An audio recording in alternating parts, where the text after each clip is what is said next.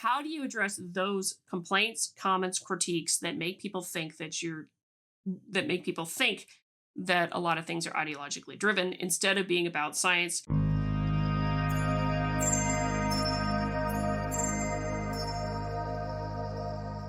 Alrighty, if you're watching this, this is part two of the commentary on the 2025 State of the Science presentation by the National Academy's president, Marcia McNutt. If you missed part one, which part one was on her commentary on all the problems that's been going that is happening right now with science in the United States, and just as a reminder, not just about current things and current issues, but things in the past that have built up to be problems now. Those kinds of things. I encourage you to go back to the previous video and watch that one if you are interested and you want to take a look at that. It's shorter than this one will be. This one will be a bit longer because now what we're going to do is she's got some actions that she thinks should be taken to improve the state of the science in the United States. We're going to go through that and make some commentary on that particular aspect. So let us continue. So, action number one is we have to build on our culture of innovation to come up with a new and better model. I've heard some people say that we've gotten less bang for the buck recently. So one thing, I made this point in the last video, but she claimed that one of our great strengths in the United States is a culture of innovation. And I was only partially in agreement with that because one of the current problems is we're also fostering a culture of safetyism. And I'm not so sure those two things are necessarily compatible with each other. In that safetyism encourages you not to take risks. But to innovate, you actually have to take some risks in a lot of cases. And a lot of the high-risk research and development, you couldn't have a certain amount of it can't be perfectly safe. That as budgets have increased, that new discoveries have not increased at equal rates. Well, I think that view is debatable. It's hard to argue that very recent advances, which discovered gravitational waves, RNA vaccines, CRISPR-Cas9, large language models, they've been spectacular breakthroughs, and all in the last few years. True. But faced with international competition for leadership, we still need to innovate to deliver more for less. So one of my biggest concerns is that pending science budget reductions are going to lead to an overly conservative system of selecting projects to fund. She's talking, I'm very sure, about federal government ones. And this is not just a problem of the decline in funds, but it's also the increase of the number of people going after those funds. Resulting in little high-risk, high-reward research being funded. This graph shows that despite increases to the science budgets over the last few decades, that the success rate for science proposals has fallen dramatically. As peer review is the most common method for reviewing NSF and NIH proposals, I fear that this selection mechanism breaks down as reviewers are looking for reasons not to fund someone else's work. Because after all, if only 1 out of 10 or fewer proposals is being funded, the more other people who get funding, it only hurts your own chances. Success rates are now half of what they were during the heyday of the endless frontier. And this red spot that you see at the bottom is NSF's estimate as of today, I think, that success rates will fall into the single digits with their budget mark for 2026. Now, in terms of mitigating conservatism of peer review, I believe that one of the most important steps we could take right now is to do a data-informed analysis of various approaches to proposal review to ensure that truly innovative proposals are succeeding. Peer review is not the only choice, but whether we modify peer review or use some other approach, it is important to fund innovation. Now, a lot of this is interesting because depending upon the funding call that's there, you can have you're supposed to have researchers focus on novel approaches, novel questions related to specific topics of interest to the funding agency and all of those kinds of things. But it is difficult at times to get those things funded and passed, partly with some entrenched interests. I know she talked about that a little bit, and I think she talks about that a little bit more. But lotteries and prizes as an alternative, random luck for this. How do you know you're not getting a shit proposal? If you just do it by a lottery, are you going for them together or what have you? Any approach that we select should be based on evidence and expertise. Why would a lottery be then? A lottery is just random bloody chance, and if you're giving a prize to somebody, well, not on opinion or ideology. That is a very true statement right there. You got to try to avoid that part, the ideology kind of related thing, driving funding decisions. Okay, action number 2. I'm suggesting here that we create a national research strategy. Now, no sensible business person would attempt to run a multi-billion-dollar enterprise without a strategy. Mm-hmm. And yet, that is exactly what we are doing with our research enterprise. The fact that the current enterprise is being disrupted as it never has before in the last 70 years actually provides an impetus to make change. I was so glad when I heard her say this, because that's the thing, is that if you're getting a disruption from the Trump administration right now, or from any administration for that matter, it presents an opportunity to improve. It presents an opportunity to change things for the better. And so that's why you should take it. Go take it and try to make some changes for the better. So, yeah, there we go. In the current state, the U.S. has no strategy. But many other countries, including China, Norway, Germany, and Japan, maximize their investment in R&D through strategic planning, primarily through an apolitical NGO. The benefits include long-term stability for key sectors. What university or what company wants to invest in expensive personnel or expensive facilities if all the funding in that area could go away next year or the year after? Without a strategy, these research performers are basically gambling.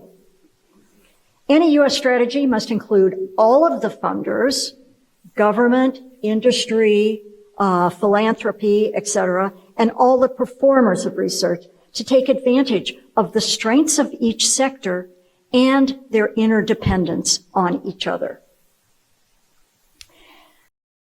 So here's the thing. I am not surprised right now that the U.S. has no national research strategy, and that is because there is not a whole heck of a lot of communication and coordination, as she mentioned, between the very many different agencies in the United States, which all of them have their own sort of funding requests and things that they want, whether it be, USGS or NIH or any number of different things. They've all got their own kind of thing. So I'm not surprised at all that there's no singular national research strategy.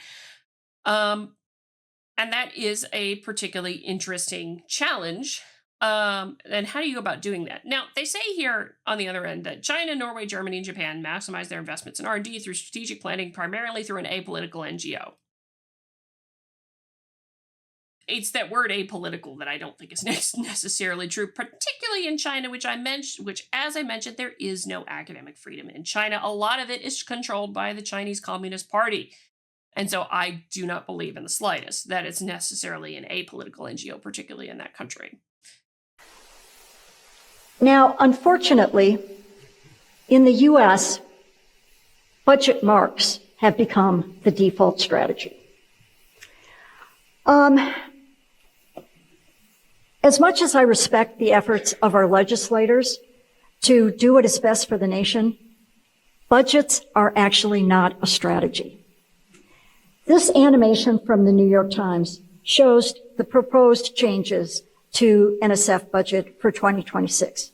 Major changes not based on a comprehensive strategy of how to regain U.S. leadership involving all funders and performers. I should add that the approach prior to this year of basing budgets mostly on modest alterations to whatever was funded the year before, that's not a strategy either. Indeed, it's not a strategy at all. Though, here's devil's advocate question.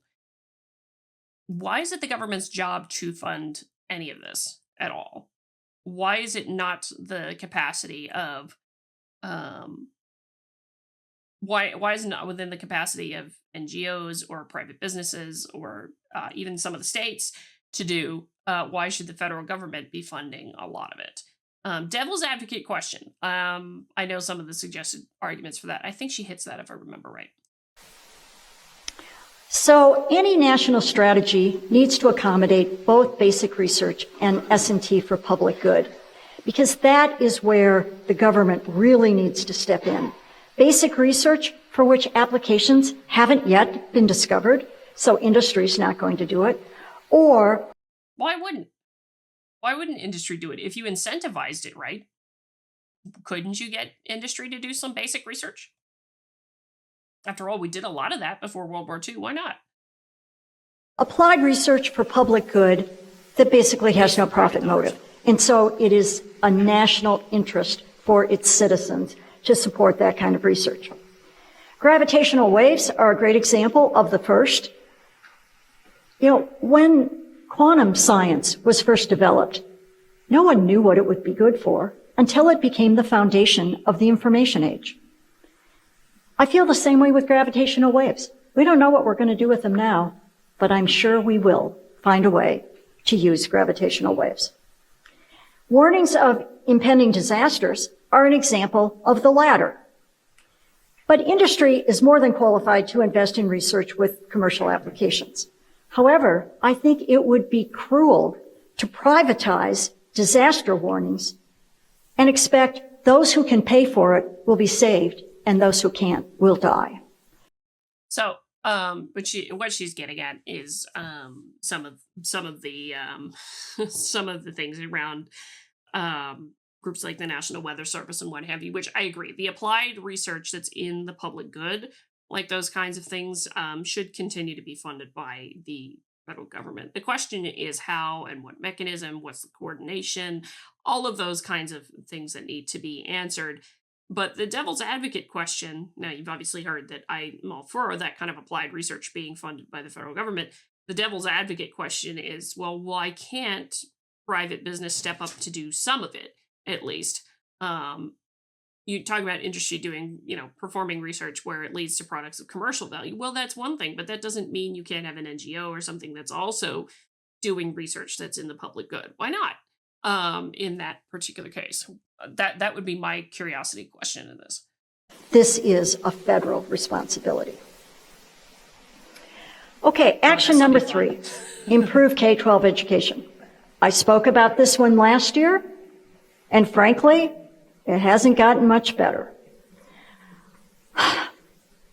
So, this is not just about jobs. Science is so pervasive in every corner of our society that people need to be scientifically literate to make the right choices. For example, in the ballot box. There's hardly an occupation. See, I talked about this before with respect to there were some folks, I think it was like in a Nature article or something a while back, screaming about Supreme Court decisions being anti-science. Smacks a little bit of that, what she's saying to me here, because here's the thing, is science is not ever going to be the only thing anybody uses to make a decision. As some members of my family would say, I've needed a plumber, but I've not needed a scientist. Well, science back in the end does support a whole lot of things. So you've never needed a scientist kind of thing. You've needed the results of that, and understanding how it works is a benefit. So yeah, I am all for everybody should have a basic level of STEM understanding and things along that line. But I disagree with the notion of pushing of pushing people to make all of their judgments based only on science, because science cannot answer every question as much as we'd like. Like, for example, the interesting thing, of course, with the Supreme Court is that they decide on matters of law. Can, under the Constitution, the government do something, for example, is a law question. It is not a science question. There may be science issues and things tied up with it. Such, I think it was the ruling on the Clean Water Act a while back. There's a lot of science questions tied up with that. But the question being decided upon there is not a science question. So we can't forget in the society that we live in that science is only one part of the decision making related things that are involved here. And yes, everybody should absolutely have a good understanding of science. I don't disagree.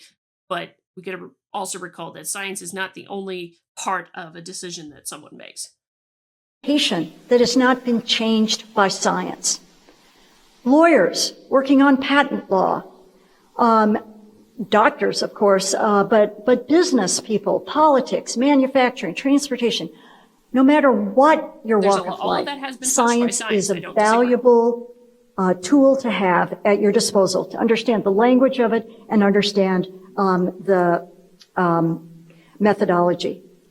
We should be ashamed that as a nation that built its might on science, we lag behind so many other countries in education of our youngest citizens. This is a survey that was done by STAC, the Science and Technology Action Committee. It demonstrates that improving STEM education is a very high priority for Americans.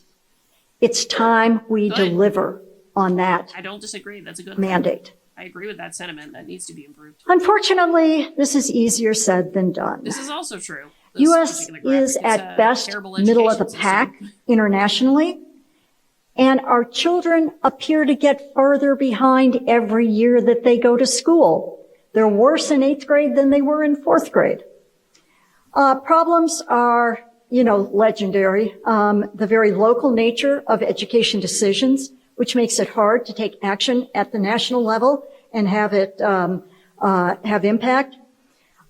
There's absence of leadership from the Department of Education, and I don't know if we'll even have a Department of Education in the future. There is an absence of leadership from the Department of Education, but I know some would make the argument that the Department of Education is the problem, or is at least part of the problem.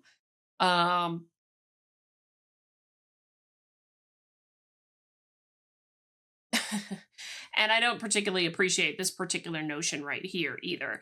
That she's going with that. Amplify misinformation about evolution and Earth's history. Yes, but most likely not. And she has her own story on that contradicts the point right there in the slide. But anyway, I think if I recall correctly, what she's arguing for here is a little bit of increased centralization of of education. I don't know how well that works. There are some who would argue that that's a big part of the problem. And I do very much like the idea of offering school choice. I think for no other reason, offering school choice allows us to experiment with different models to see what works in what kind of settings. I personally sent my own 3 daughters to faith-based schools, but I only did so after interviewing the science departments there to make sure that biology was taught acknowledging evolution, and that the fact that the Earth is 4.5 billion years old was also acknowledged. There need to be standards no matter what school kids go to.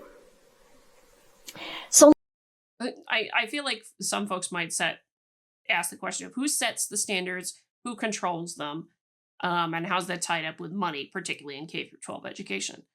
Let's start with K-12 education. I believe there are some better approaches that should be adopted as soon as possible. First, too many schools are still teaching science as a list of facts. And all the scientists in this audience know science is not a list of facts. Science is the best approach mankind ever devised for understanding the indisputable laws of nature. Science is the best approach ever devised to get at the truth. Let me revise that for her. So instead of teaching facts, we should build on the innate curiosity of all children and teach them to be scientists by letting them loose to explore the world around them, using the scientific method. Next, we need to mitigate what are very large class sizes for many teachers and their discomfort with science curriculum. I think a great tool for that is AI. I saw an amazing presentation. I don't agree with too much of having too much AI involved, because I have lost count of the number of things I have had pop up in my feed of things encouraging students to use AI to cheat on their tests. In other words, they don't actually learn anything. So, yes, to a degree, AI can be involved, but you have to be really damn careful. And that's the biggest problem I've had with her when she's talked about AI in this, is that she's been woefully ignoring some of the huge ethics problems with using AI in particular. And I don't necessarily want kids to be tied to a computer all the time either. From Khan Academy, of such a system that would truly be a game changer in our schools. Finally, we have to support informal learning at science museums, zoos, and aquaria. So many of them offer really well-designed hands-on demonstrations that enforce the principles of science. But beyond teaching everyone the science they need to know, we also have to take action to build the workforce of the future. We have to prepare U.S. citizens for the jobs we have now. This is the best way to mitigate our current dependence on international talent. So this slide shows that we can't even fill the jobs we have now, even with immigration at the level that it is. I'm going to get to These data are from biomedical research areas, where in every case, between 20% and 40% of the jobs can't be filled with qualified applicants. And these are good paying jobs. And the declining availability is not just in biology. Here's an example from AI showing the rapid decline in international workers interested in pursuing employment in. This is just a curiosity question because I just noticed this. Why does this have this spike pattern? Does anybody know why that is? That it's like this and then down and then that and then down and then that. Is that the graduation rates or something? Is that like graduation time through the year or something? I'm just very confused by that. In the U.S. Since 2018, the interest internationally has been falling, with a prominent dip, of course, for COVID. But it continued to drop down to just about zero today. Now, many of you might say, oh, that's no problem. We want U.S. people to take these jobs. But I'll have to tell you, in an internationally cutthroat competition for leadership in AI, we are doomed if we are not attracting the best and brightest to come here to work for us, no matter where they were born. And U.S. STEM workforce is not meeting the demand across the board. This chart shows that across all STEM fields, domestic talent either cannot meet the need or is insufficiently trained to be competitive with international talent. This is going to be further exacerbated as other countries are able to keep their best and brightest at home. I also think we need to seriously. Now, before I go further with that, before I let her go further with this, there's a question of why. Why is the number of U.S. students low quality? Why are they perhaps uninterested, not going into the fields and what have you? And I want to draw your attention to this because it did come up quite a bit. Gen Z is the generation after millennials, but there was a survey done by Morning Consult in 2023 that caught a lot of news. And there have been similar ones, and that's what I want to make the point about, that there's something amiss with the culture here for this to be the case, that 57% of Gen Z folks want to be social media influencers. That's not helpful. Their reasons vary. Some are very excited about the idea of celebrity fame and money. Very hard to get money as an influencer. And in most cases is what they find. They point that out later just to make the point here. Anyway, but that's something of culture. And it's a culture differential because I think they ran the similar survey. They've run similar surveys in other countries, and other countries, the top preferred career might be doctor, surgeon, engineer, computer scientist, astronaut, any number of different things like that. Whereas in the US and a number of other countries, it's social media. It's I want to be on YouTube. It's all these kinds of things. And that's a question. Why is that the case in our culture? And that is something that has to be addressed. So whether she knew it or not when she got into this, Marcia McNutt's inadvertently getting into a culture problem question that we do have in the United States that needs to be addressed. Rethink STEM pathways to industry. Frankly, it is an indirect and circuitous route right now. Students seeking advanced training are mostly funneled into a system that was developed 70 years ago, not to fund people for industry, but to create more basic researchers.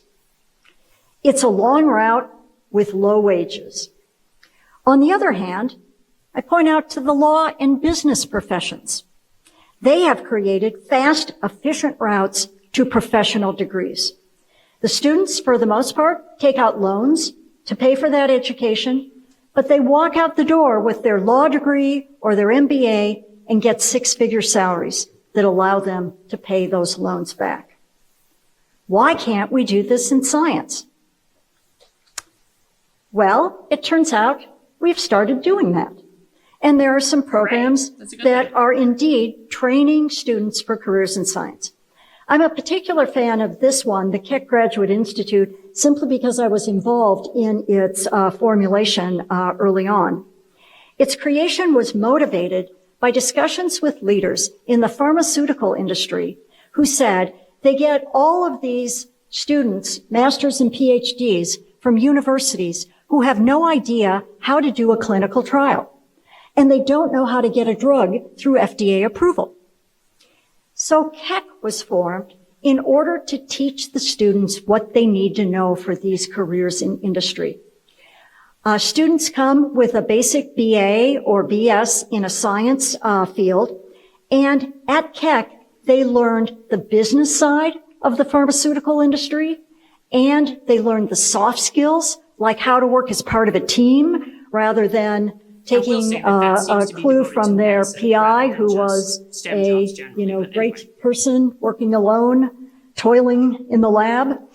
And they also give them hands-on industry experience during summer breaks and other times. This model is starting to spread nationally and has the particular advantage of being perfectly implementable in smaller colleges and universities that do not have the infrastructure to be a basic research juggernaut. That's a key kind of thing, because there's a lot of small universities where you get some really, really talented students that come out from that. And so being able to help get them into a STEM career quickly, that is hopefully higher paying, it would be a very good thing to do. And not just biotech can benefit from this approach. Why aren't we using this in AI, in material science, and many other fields that could help meet workforce needs with educating students for the jobs that we actually have? At the same time, many diverse organizations, including this one, the National Academies, also VAST, the Vision for American Science and Technology, the National Security Commission on AI, and the National Science Board have all called for re-upping the National Defense Education Act. For those of you who don't remember, and many of you are too young, that in 1957, the Soviets launched Sputnik. The U.S. was caught on its back foot, and it passed the National Defense Education Act that created loans, scholarships, and funds for K-12 education. That effort put the U.S. first on the moon. Yep. We are facing another Sputnik moment right now. And we have to invest in the people, the talent, and the institutions that are going to get us that next big moonshot. Should that investment only be from the government? No, is my immediate answer to that. The government can't do it all. The government has many priorities it has to meet. So it has to come in part from better incentives in the private sector also. I also think we need to improve on our research career pathways. And these are for students who are going to remain in basic research. Students who work at a university lab and are hoping someday to have their own lab and teach at a university. Right now, they spend too much time at low wages, hoping for opportunities. One thing I just wanted to say on that is and hoping to have their own lab and teach at a university. Not all of the folks who want to do basic research want to teach either, nor do all of them make great teachers. Some of them are terrible teachers. Some of them are lovely, great teachers. Two different things. But there's a lack of understanding here that there's also a little bit different desire that not all of the folks who want to go into basic research or even applied research want to be teaching too at the same time. They would just rather be focused on research. Now, I have heard of some universities in different parts of the country spinning up research professorships where that's all the professor does is research and leads a lab that does research. So they'd have graduate students and postdocs and the like, but they wouldn't do any teaching. Opportunities, which for most of them never materialize. The average science research lab employs between 2 to 5 graduate students and 1 to 2 postdocs.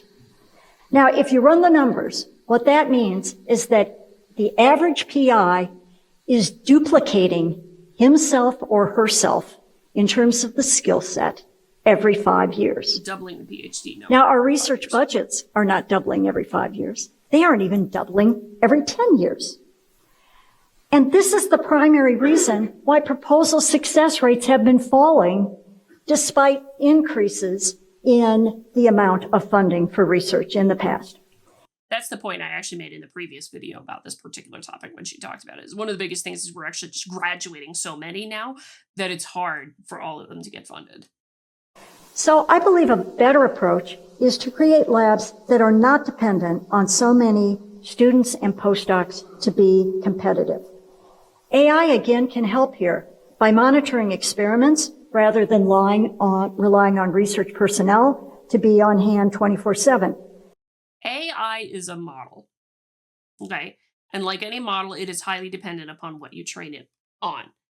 And so it can struggle when it's something that happens that's outside the training data set. Like, can it imagine something novel happening?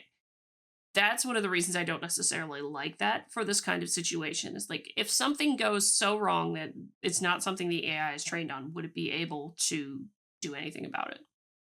AI can help run more samples to get statistical reliability in the results without requiring more hands in the lab.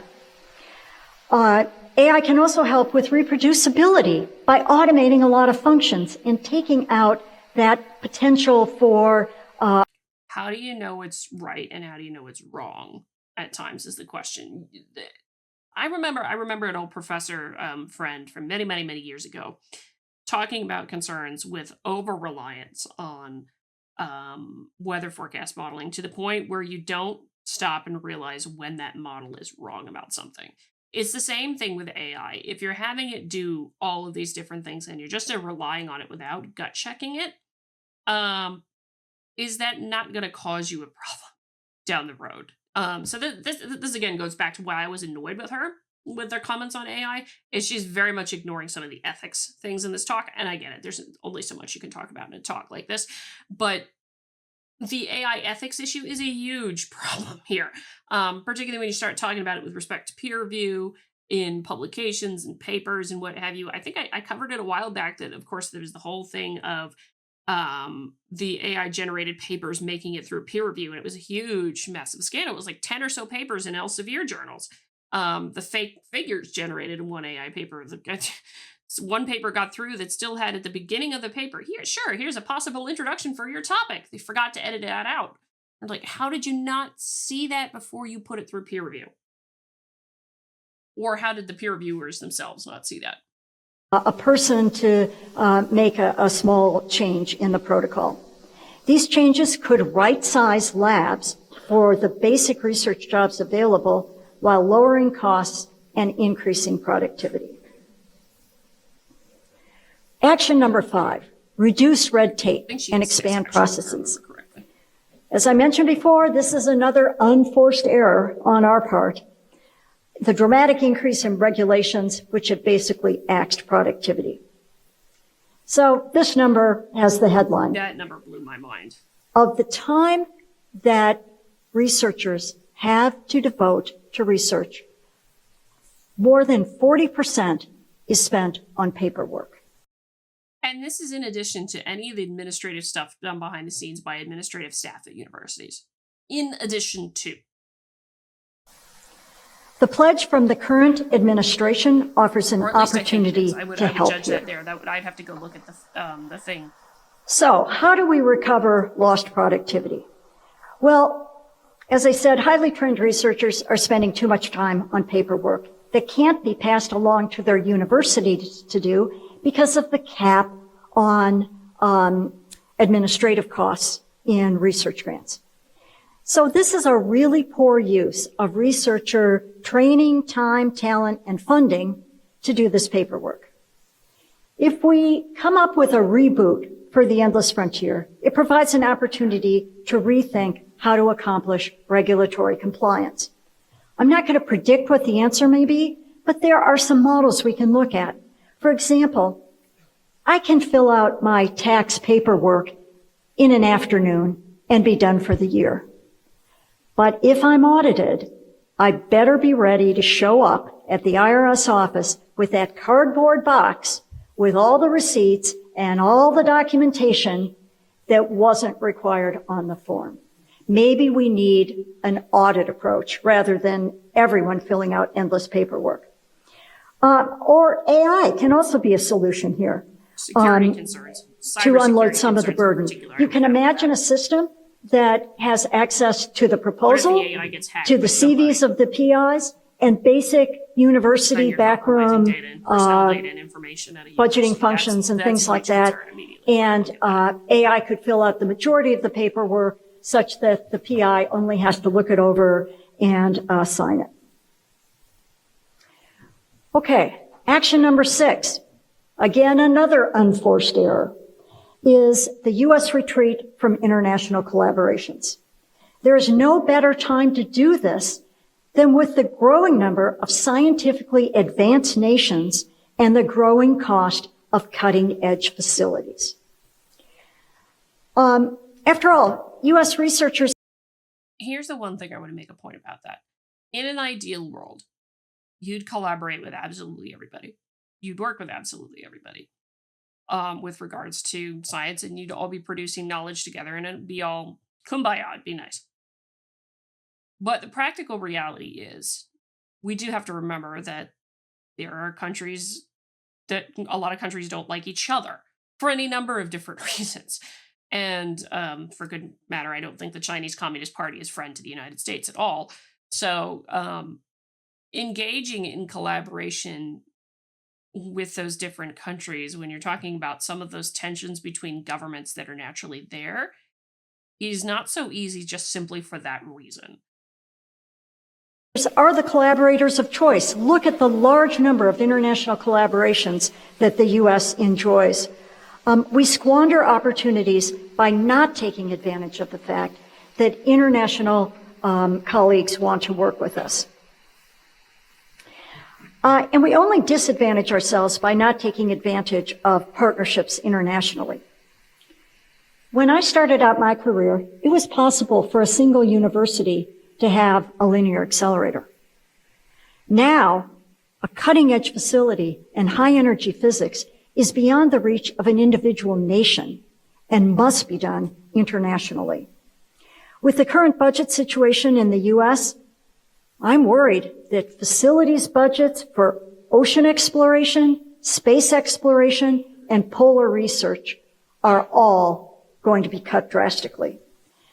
We will erode U.S. opportunities without international collaboration and cooperation. And yet the trend recently is to do just the opposite. These international collaborations are particularly successful when the U.S. has already welcomed researchers from those countries with whom we want to collaborate to work to be educated here in the U.S. Or when these international colleagues go back to their home country and bring with them the connections that they've made while being educated. That's not anything that I did for the record. She definitely had an audio glitch in the room when they were recording this. Into the U.S. For that reason, I cannot understand why we want to discourage international students from studying in the U.S. This is where you go. She's got to go back to her own point about competing objectives with regards to the government, because that has a lot of the reason why is a lot of that. In addition to the collaboration advantages, we also benefit economically from the influx to the U.S. economy from these students as they pay tuition and rent and everything else. Education as an export returns more to the U.S. economy than natural gas or soybeans. Finally, the last action is we need to... She went to the one I was most concerned about last. I thought she had 6, she had 7. I forgot she had this one. Rebuild trust. And we need to rebuild trust across the political spectrum. I recall when science was a bipartisan issue, and we need to make it that again. Trust must be earned and re-earned over and over again. It can't be assumed. There's been some rebound in public trust of science after some, again, unforced errors during the pandemic. Unfortunately, the rebound has not been uniform across the political spectrum. She doesn't really get into the whole thing there, but the point to make there, and I've talked about this and other things, is that public trust in science has fallen across the board, but it's fallen most from independents on to the conservatives in particular. And she's also not getting into the reasons why that trust has fallen, which is frankly extremely annoying. And I'm not going to belabor the point here because I've talked about that ad nauseum in other videos on this channel. But she needs to get into that and into that a lot more. And it would benefit national academies to be thinking about that if one of the goals is to improve the trust in science again. The public honestly believes that STEM can help solve our problems. Now, what we need to do is assure them that science is working for the benefit of all citizens.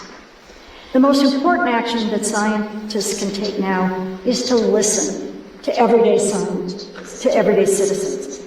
Get out of our own little science communities and make yourself available. To follow up on her point, Musa Al-Gharbi, sociologist, did a great piece of analysis for his book We Have Never Been Woke, which showed the difference in ideological leanings between university professionals and the public generally, and it just made a very stark point. It's an excellent book. It's an excellent figure that shows pretty clearly the difference in values and viewpoints from academia and scientists generally compared to just the broader general public. And that's the point. One of the points she's getting at here is why you just shut up and listen and get out of the academic bubble. To people who otherwise might not even know personally a scientist. We need to understand the issues that confront them today and talk about the ways that science is working to address their problems right now. I've heard many scientists talk about, we could tout the cell phones and the internet and miracle cures for diseases. But all of that is in the past. and it's largely taken for granted. People are no longer connecting that to past investments in science. After all, few Americans today were even alive when polio was an epidemic, taking lives and maiming citizens for the rest of their lives. Science offers hope for cures for what ails people, and the message we need to give is that funding science is funding hope, hope for the future. So, one thing on this before I continue. One thing to talk about all the wonderful things that science is good for and what value it has and that it provides for all of these different things, can help address all of these problems, yada, yada, yada. You also need to listen to the complaints and address those complaints that have been going on. And that's something that annoys me that she didn't get into that. She's aware of the public trust issue, but she's not addressing the complaint that maybe the universities have leaned too far ideologically in one direction and therefore don't necessarily follow the same interests. All of the analysis from Musa Al-Gharbi and some of the translated things into that. Maybe there's crap papers being published that people look at and like, that's ideologically driven bull crap is what that is. I shouldn't trust those scientists because of that. I think of certain things I've covered before on this channel, like the Physics Review, Physics Education Research articles, which are total garbage, ideologically driven things, but that was in a physics education journal for crying out loud. How do you address those complaints, comments, critiques that make people think that a lot of things are ideologically driven instead of being about science for pursuing the truth and science for the benefit of society? So in closing, I hope I've convinced you that our business as usual path that we were on for many years since. Okay. This is just our closing remarks, so I'm actually going to leave it right here because this is long enough as is. She's got a lot of interesting things here. I hope you go back and watch it yourself and come to some thinking about it. But there's things, like I said, that she went into that I think were good and things that I think were bad here, and things that I thought she ignored altogether, partly because there's not only so much you could squeeze into a 50-minute talk. I understand that one very well. But I think in general, like doing a state of the science every year is a good, useful thing. But I'm frustrated with her not saying there's some valid critiques from the public generally about sciences and academia that need to be addressed. How are we going to address them? And all of those kinds of things. So let me know what you think. What do you think of her comments and actions and things like that people need to take about science to improve the state of science in the United States and all that jazz? Let me know what you think. Hit the like button on the way out the door. Share the video. Subscribe to the channel. All that lovely good jazz. Till next time, I'm Adrienne. Stay curious.